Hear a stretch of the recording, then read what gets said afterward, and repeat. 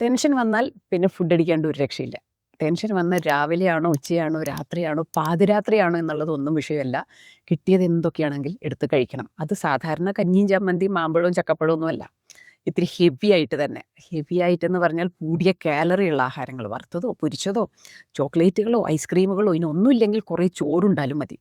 കൂടിയ കാലറി അകത്തേക്ക് ആക്കണം. ഇങ്ങനെ ഒരു പ്രശ്നം എത്ര പേര് നമുക്കിടയിലുണ്ട് അനുഭവിക്കുന്നവരായിട്ട്. നമസ്തേ, ഡോക്ടർ ജെന്നിയാണ്. ടെൻഷൻ വന്നാൽ ഇപ്പം നമ്മളതിന് സോൾവ് ചെയ്യാൻ വേണ്ടിയിട്ട് ബുദ്ധിയൊന്നുമല്ല ഇപ്പം ഉപയോഗിച്ചുകൊണ്ടിരിക്കുന്നത്. ആദ്യം തന്നെ ഭക്ഷണത്തിലേക്കാണ് പോകുന്നത്. ഇത് ടെൻഷനൊക്കെ തുടങ്ങുന്നതിൻ്റെ ആദ്യകാലങ്ങളിൽ ഇല്ല കേട്ടോ. നിരന്തരമായിട്ട് ഇങ്ങനെ ചെറിയൊരു സ്ട്രെസ്സിൽ നിന്ന് നമുക്കൊരിക്കലും കംപ്ലീറ്റ് ഒന്ന് റിലാക്സ്ഡ് ആവാൻ പറ്റുന്നില്ല.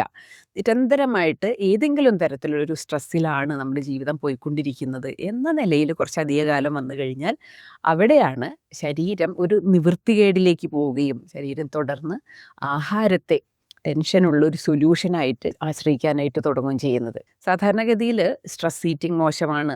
ഈ ജങ്ക് ഫുഡുകൾ വളരെയധികം ഒഴിവാക്കേണ്ടതുണ്ട്, ബേക്കറി ആഹാരം ഒഴിവാക്കേണ്ടതുണ്ട്, മധുരങ്ങൾ ഒഴിവാക്കേണ്ടതുണ്ട് എന്നൊക്കെ നമ്മളിങ്ങനെ ഡയലോഗ് അടിക്കുമ്പോൾ നമ്മൾ മനസ്സിലാക്കേണ്ട ഒരു കാര്യമുണ്ട്.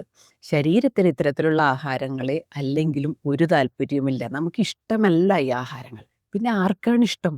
കഴിക്കുന്നതൊക്കെ നമ്മൾ തന്നെയല്ലേ. നമ്മൾ ഓരോരുത്തരും ഓരോ ടെൻഷൻ വരുമ്പോൾ ചോക്ലേറ്റ് എടുത്ത് കഴിക്കുന്നു. ഇപ്പോൾ പീരീഡ്സൊക്കെ ആവാറാകുമ്പോൾ കുട്ടികൾക്ക് പണ്ടത്തെ ആളുകളെ പോലെയൊന്നല്ല.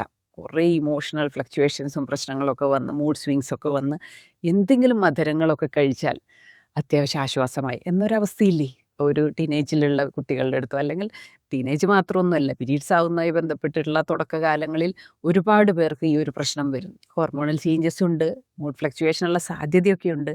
പക്ഷേ പണ്ടിതില്ല, ഇന്നതുണ്ട്. അപ്പം ഇവിടെയൊക്കെ നമ്മൾ എന്താ ചെയ്യേണ്ടത്? സ്ട്രെസ്സ് മാറ്റാൻ വേണ്ടിയിട്ട് നമ്മൾ ഈ ആഹാരത്തെയും മധുരങ്ങളെയും വറവുകളെയും ബേക്കറി ആഹാരങ്ങളെയും ഉപയോഗപ്പെടുത്തുമ്പോൾ അല്ലെങ്കിൽ ആശ്രയിക്കേണ്ടതായിട്ട് വരുമ്പോൾ ഇത് ശരീരത്തിൻ്റെ ആരോഗ്യം നശിക്കുന്നു എന്നുള്ളതിൽ യാതൊരു സംശയവുമില്ല. നിരന്തരമായിട്ട് ഈ ഫ്രൈഡ് ഭക്ഷണങ്ങളും അല്ലെങ്കിൽ ഇതുപോലെ പാതിരാത്രിയൊക്കെ ഈ സ്വിഗ്ഗിയിൽ നിന്നും സൊമാറ്റോയിൽ നിന്നൊക്കെ നിരന്തരമായി ആഹാരമായി കഴിക്കുക വഴി അതൊക്കെ വഴി വാസ്തവത്തിൽ നമുക്ക് ജീവിതശൈലി രോഗങ്ങൾ ഉണ്ടാവുന്നുണ്ട്, പ്രമേഹം ഉണ്ടാവുന്നുണ്ട്, BP വളരെ വേഗത്തിൽ ആരംഭിക്കുന്നുണ്ട്, ഒരുപാട് ഹോർമോണൽ തകരാറുകൾ ഇതിൻ്റെ ഭാഗമായിട്ട് വരുന്നുണ്ട്, തടി കൂടുന്നുണ്ട്, കുറേ പ്രശ്നങ്ങൾ, സ്കിന്ന് മോശമാവുന്നു, ഹെയർ മോശമാവുന്നു, എല്ലാം സംഭവിക്കുന്നു. പക്ഷേ നമുക്കിതിൽ നിന്നും പുറത്ത് കിടക്കാൻ പറ്റുന്നില്ല. അപ്പോൾ ഇതൊക്കെ ഒഴിവാക്കൂ എന്ന് പറയുന്നത് കൊണ്ട് മാത്രം എന്തെങ്കിലും നിവൃത്തിയുണ്ടോ? ഇല്ല. അവിടെ നമ്മൾ നിർബന്ധമായിട്ട് ഇതൊക്കെ അൺഹെൽത്തിയാണ്, അതുകൊണ്ട് ഇതെല്ലാം ഒഴിവാക്കണം എന്ന് നമ്മളെ തന്നെ നിർബന്ധിച്ചുകൊണ്ട് ഈ ആഹാരങ്ങളെയൊക്കെ ഒഴിവാക്കി എന്താ സംഭവിക്കുക? സ്ട്രെസ്സ് കൂടും. നമുക്ക് കൂടിയ അപകടമാണത്.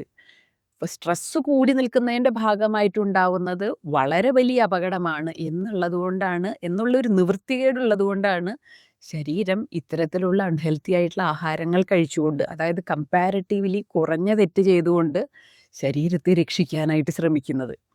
നമ്മളിപ്പോൾ ഇതുപോലെയുള്ള ആഹാരങ്ങൾ ഒഴിവാക്കി കഴിഞ്ഞാൽ രക്ഷപ്പെടാമെന്ന് വിചാരിക്കരുത്. യഥാർത്ഥത്തിലുള്ള രക്ഷപ്പെടൽ എങ്ങനെയാണ് സംഭവിക്കുന്നത്? ഇതുപോലെയുള്ള സ്ട്രെസ് ഈറ്റിങ്ങിൻ്റെ കാരണം, ഇങ്ങനെയുള്ള ഭക്ഷണത്തിനോട് നമുക്ക് ആർത്തി വരാനായിട്ടുള്ള കാരണം, അല്ല ഒരു നിർബന്ധം പിടിക്കാനായിട്ടുള്ളൊരു കാരണം, ഇത് കഴിച്ചാലേ മനസ്സമാധാനം കിട്ടുന്നുള്ളൂ. അപ്പോൾ മനസ്സമാധാനക്കേട് അപ്പുറത്ത് എന്താണ്? അതൊന്ന് അന്വേഷിക്കാൻ വേണ്ടിയിട്ട് നമ്മൾ കുറച്ച് ടൈം സ്പെൻഡ് ചെയ്യണം.